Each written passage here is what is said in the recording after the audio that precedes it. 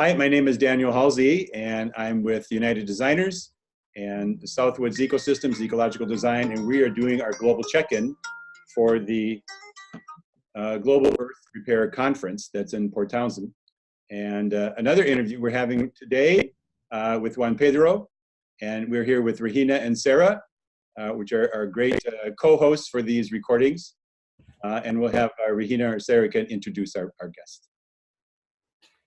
Okay, we are Regina from United Designers Spain, and we are introducing you Juan Pedro Velázquez-Gaztelu.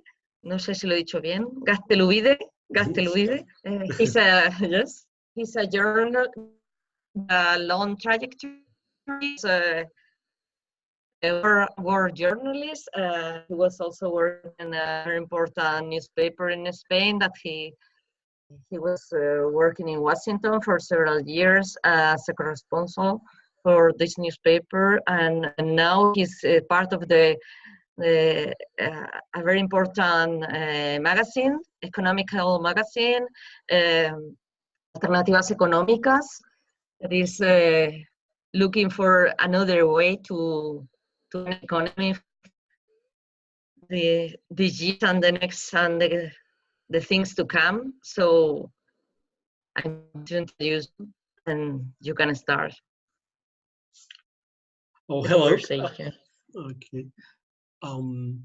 Hello, everybody. Hola a todo el mundo. My name is Juan Pedro Velázquez. As Regina said, I live in Madrid, Spain, and I am a journalist with a news magazine called Alternativas Económicas, or Alternative Economics in English. Thank you for coming and giving us some of your time for this.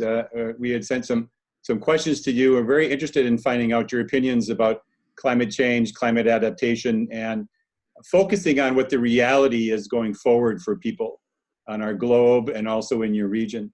So our first question is, what is the climate change, or what is the trend do you see in your region right now? Well, the direction of climate change in Spain is not very promising, as it is in many parts of the world.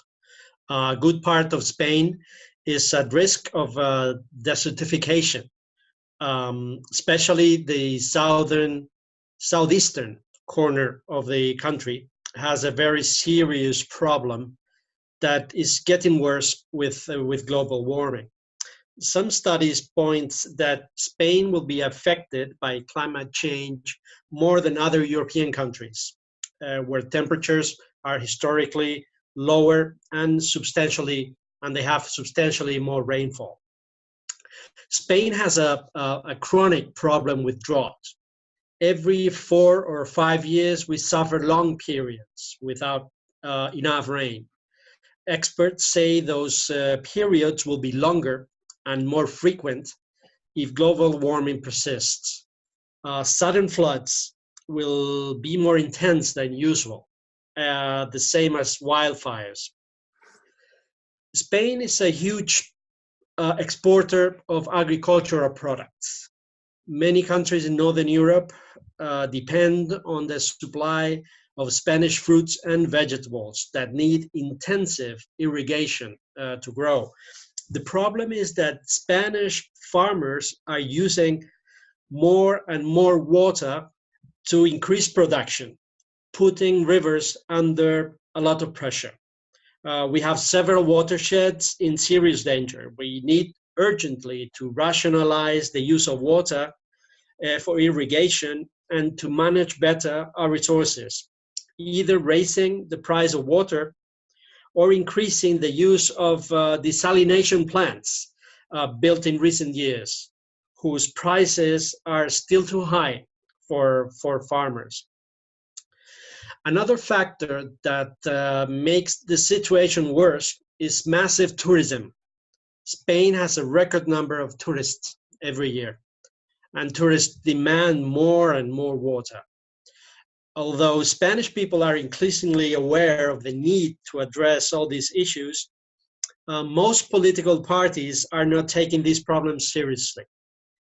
We are in the middle of the campaign for the next general elections, and I have not heard yet a candidate talk about environmental issues in the debates, and the press is not paying much attention either.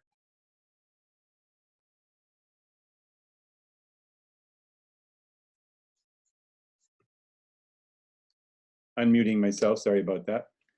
It sounds like you have a pretty good understanding of what's going on, and what's striking to me in your first part is we have a problem with water, we have a problem with irrigation, but then again we have flooding, and it's because the water is calling up at one time. Are there any kind of programs or do you think coming along to help adapt to that? Mm-hmm. There's a few programs, regional programs to help with that, but we don't have right now a national plan to improve the management of water resources. Because that needs to, I mean, right now it's going into the rivers, it's going into the ocean, and maybe doing damage along the way. Exactly. Is there anything you see that could happen to avoid a big tragedy in all these changes for Spain? Well, I think the most immediate action is a radical change in our energy supply model. Spain needs to reduce its dependency on fossil fuels and move faster towards the use of clean sources of energy. The country has a quite strong wind sector and a lot of potential in solar energy, being a very sunny country. But we need more incentives to increase the use of solar panels at home. That will be a very positive development for the environmental health of the country and also for the economy, because Spain does not produce either oil or natural gas. So presumably we will save a lot of money if we reduce the use of those two fossil fuels. Mm-hmm. We also need a compromise among the main political parties to set a moratorium in the production of nuclear power that still covers 25% of demand of electricity. We still have 6 operating nuclear plants with 8 reactors in the country. And we also have 15 thermal power plants that generate 15% of total electricity, although most of them will close next year. Coal mining, it's a traditional activity in several parts of the country, has stopped this year by law and hopefully forever. Also, the use of electric cars must grow faster than the current pace, which is much slower than in other European countries. We also need to increase the use of bicycles in our daily lives.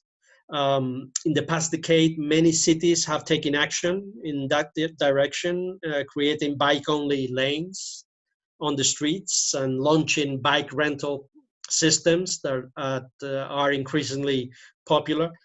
But there is still a lot to do in this area. Consumption of environmentally friendly agricultural products, grown in the proximity of our homes is another urgent need.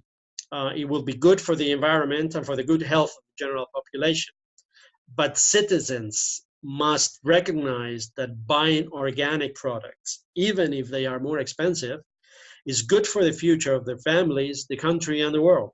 And the use of pesticides in agriculture must be cut down to a minimum. The use of plastic, unfortunately, is still very widespread in our supermarkets, and that problem needs to be addressed too. Reforestation plans have to be put in place to regenerate our woods, and we also need a more sustainable tourism industry to reduce the negative impact of massive use of natural resources, especially in those areas with less rainfall, basically the Mediterranean coast. Is the quality of life in Spain based mostly on exports of vegetables and tourism? Is that the 2 main industries? Tourism is one of our main industries. As a percentage of GDP, agriculture is not one of the main sectors, but it employs a lot of people. And if we think about the environment, is one of the more pressing issues. The use of less water, or the more rational use of water in agriculture is a very, very important issue. Although, as I said, as a percentage of GDP, agriculture is not one of the big sectors. Tourism is. It's about 10, 12% of GDP. Other sectors in Spain are car making. It's also a huge part of the Spanish GDP. But agriculture, I will say it's around 2-3% of GDP and 5% of employment. So would you say that Spain is self-sufficient then in agriculture? Is most of the products coming from within the country? Yes, indeed it is. Yes. Because that in itself is a benefit. That's a great thing to have.